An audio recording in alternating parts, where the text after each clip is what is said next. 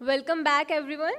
Our first session after lunch is a lead talk on navigating the digital highway and how telematics is being integrated into connected mobility solutions. Our speaker for this session is Mr. Utkarsh Mathur, Senior Manager, Meity Startup Hub, Ministry of Electronics and IT, Government of India. Please welcome him.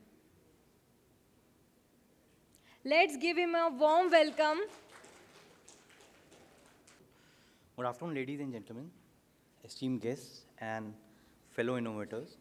As we gather to explore the topic innovative pathways shaping the mobility landscape of transformed India, I think we are in the exciting times of the mobility sector. It is changing, not only changing the way the economy, but also the society. India is on the move with a population of more than 1.4 billion. We have a lot of challenges, but I think more upcoming opportunities also. If you talk about the India's mobility landscape, the future mobility is about driving the environment-friendly, integrated and automated personal travel on demand. India is adapting advanced technologies, data-driven solutions, and eco-friendly initiative to pave the way the green mobility future is. Indian automotive industry is the fourth largest industry, and the three pillars which are driving towards the mobility landscape is electrification of vehicles. I think the EV market is estimated to grow 7 billion by 2025, and according to the latest Niti Aayog report, by end of 2030, there will be 30% of EV market in the commercial as well as the private player. If I also give some values in terms of government generous incentive totaling 3.4 billion. In the last 3 years, there has been tremendous growth of the EV market, leading to at least 2,000% increase in the EV market, which indicates there is a bright, promising and future in the industry. The second pillar is the connected and automated vehicles. I think the technology has the potential to transform the urban mobility. According to the latest report of ISA, the government tried to achieve the capacity of 500 gigawatt by 2035. This will not only give employment opportunities, but also investment of 30 billion investment. And I think the third pillar is the mobility as a service, the ease of traveling through thank you for the various apps which have been developed. I think these three pillars are driving the transformative shift for future mobility in terms of fostering the environmental suitability, efficiency, and convenience. If I talk about a few government initiatives taken on the future mobility, with the aim of Honorable PM of by 2047 of Viksit Bharat, India aims to achieve a global manufacturing center and R&D hub.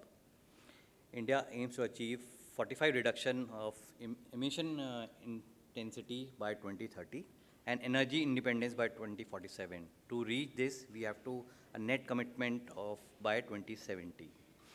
How will we do that? I think through wider adaptation of electric vehicles, manufacturing of indigenous energy storage system, and generation of renewable energy and feed charging infrastructure.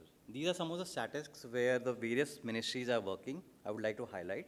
Like Ministry of Heavy Industry have launched a nationwide program of National Automotive Testing and R&D Infrastructure Project. For the R&D center has been set up 6 across the country.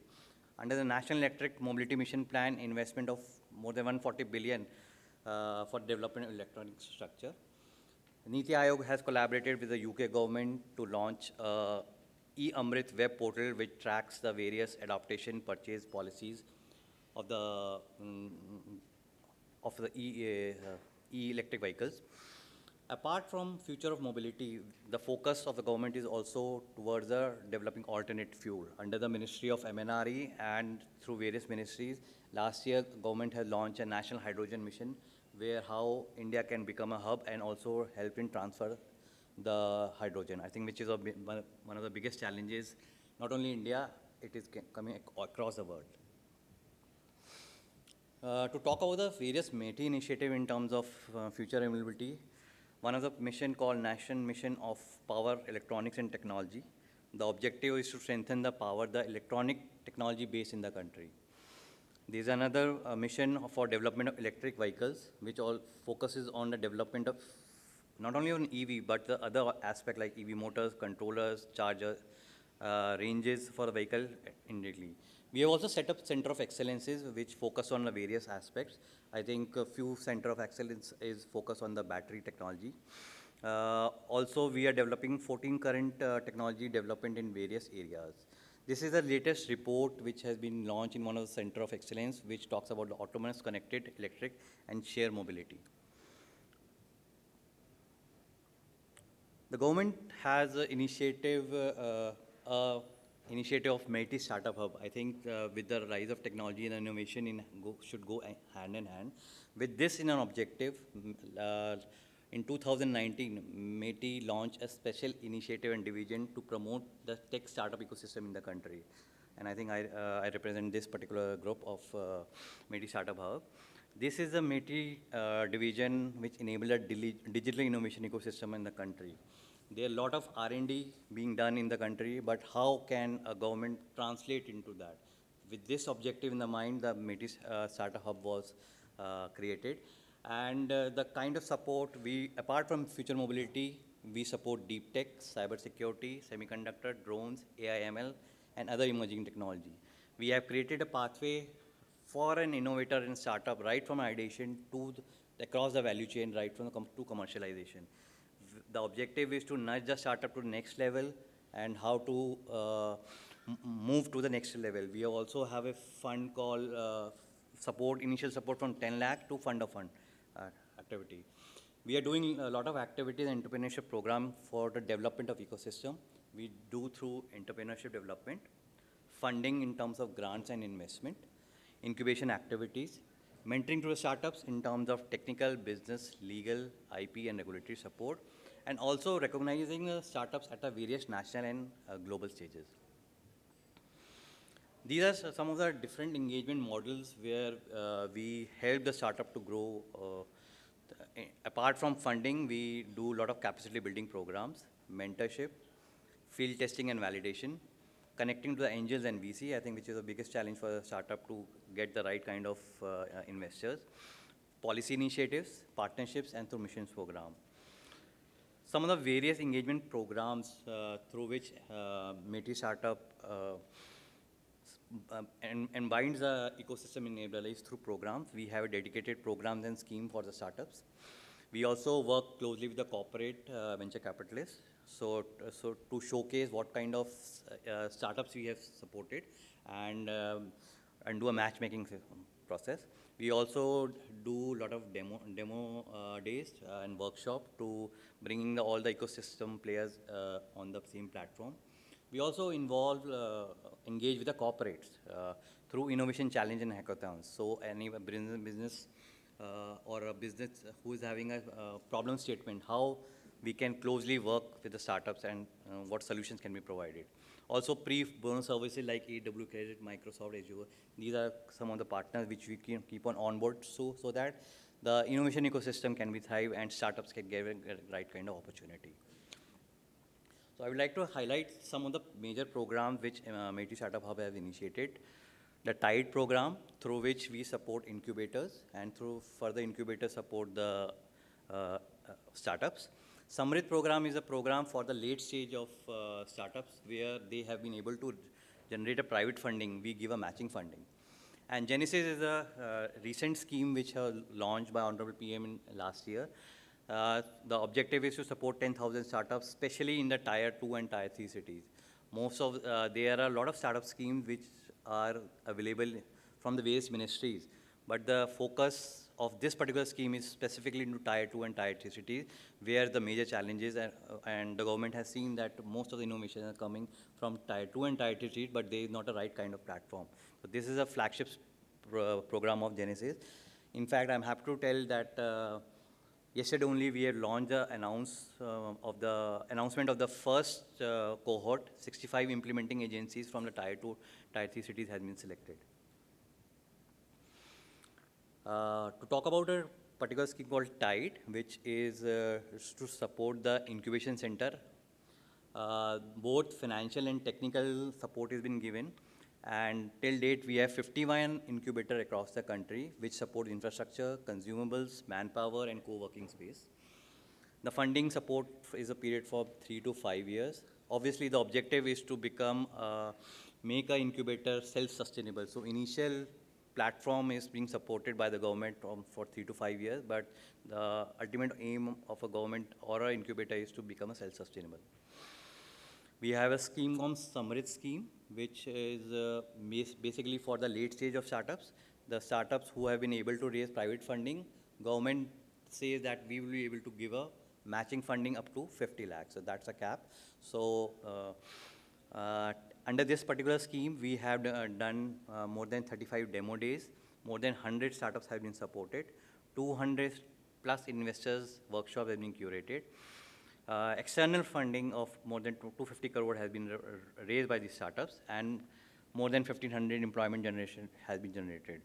I would like to inform the innovators and startups sitting in this room that the Samrit scheme is already open, and I think the last date is 2 October. I would encourage the people who want to apply this scheme can apply. Genesis scheme, which I mentioned, is a flagship scheme, which is a total fund of 500 crore. The beauty of this particular scheme is that the startups are supported across all stages, whether you are at ideation stage, whether you are at pilot stage, or at deep tech startup, we support through this scheme. And the objective is to support 10,000 startups over the next period of 5 years. MSH also involves partnerships with international forum, government, various government agencies, and corporates. So we take a delegation of startups to the international forums such as India Global Forum, which is a UK-based thing, Viva Technology for France, Indo-German Digital Collaboration. We also talk to the government. Usually people say that government inter-ministry, there is no talking between two ministries. We talk to the different ministries, understand their challenges, and through the startups, we try to give the solution to the industry. We also work with the corporates through the various corporate engagement programs. These are some of the corporate programs which we have done in the past through the Samsung corporate apps, Google's App Scale Academy. We have run 2 cohort with the Google, where the objective was to support the startups in the various areas, and they have been able to develop the app. And happy to inform that Google investment arm has also invested in these of the companies.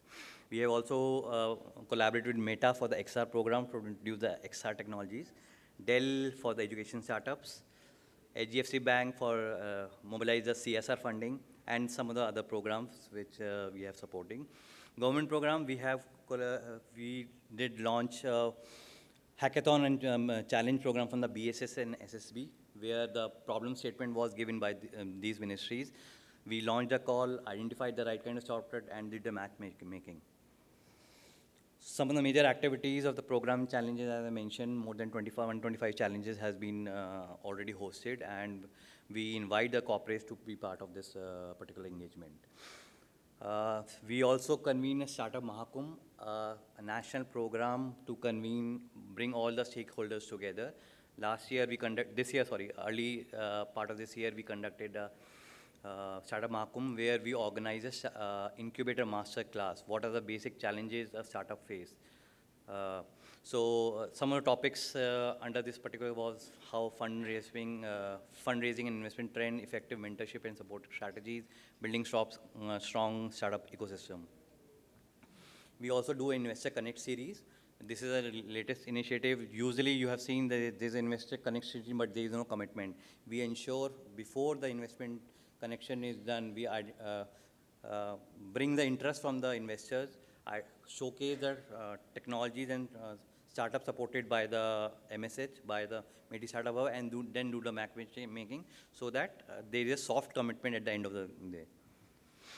Last year, we organized a G20 Digital Alliance, where we invited more than 23 delegation of 23 countries, and more than 109 startups participated in the program.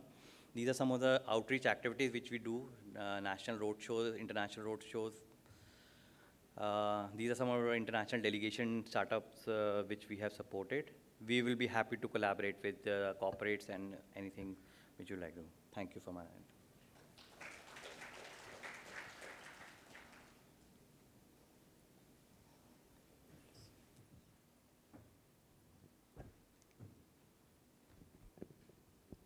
Thank you very much, Mr. Mathur, for taking us through this crucial topic.